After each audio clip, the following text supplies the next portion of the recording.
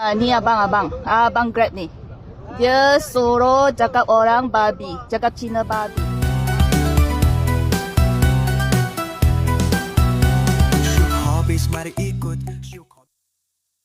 Video ini menunjukkan pergaduhan jalan raya antara Abang Grab dan pasangan suami isteri. Konflik mula bila Abang Grab keluar dari junction tanpa tengok jalan besar. Terus terjadilah salah faham. Suasana makin panas bila Abang Grab bukannya minta maaf, malah meludah pada seorang perakam video. Lebih parah, perakam sebut berulang kali Cina babi tunjuk sentimen rasial yang tak patut. Isu asal tentang lalu lintas jadi kecil bila sara masuk campur. Caption pada video pedas sindir cara memandu belajar undang-undang kopi ke. Video ini jadi pengingat, pengguna jalan kena hormat hak jalan, sabar dan jaga etika. Salah faham jalan raya tak patut jadi isu perkauman. Undang-undang asas mesti difahami semua, baru aman.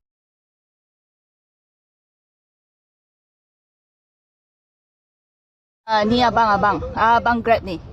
Dia suruh cakap orang babi, cakap Cina babi. Jadi kan dia tak mau tengok jalan besar dia keluar tau. Sekarang tengok. Ini. Tengok. Kita pakai jalan besar. Sekarang kan dia cakap kita.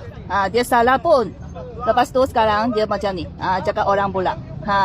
Lepas tu dia buang itu air liur kepada suami saya. Nampak ini orang nampak. Ni abang Grab. Nampak. Dia tak hormat tau. Cakap Cina babi je. Nampak. Tengok sekarang. Dia tak puas hati. Nampak. Dia salah tadi. Kita masuk jalan besar, dia nak keluar. Orang, dia punya undang-undang tu tak tahu belajar kat mana punya yang ni. Memang sangat ni. Asyik cakap kita Cina babi, kita cakap Cina babi. Kita tak ada salah pun, kita jalan besar ni. Syuk Hobbies gembira kongsi tiada takut. Syuk Hobbies suka kongsi sepanjang hari. Inilah Syuk Hobbies YouTube channel.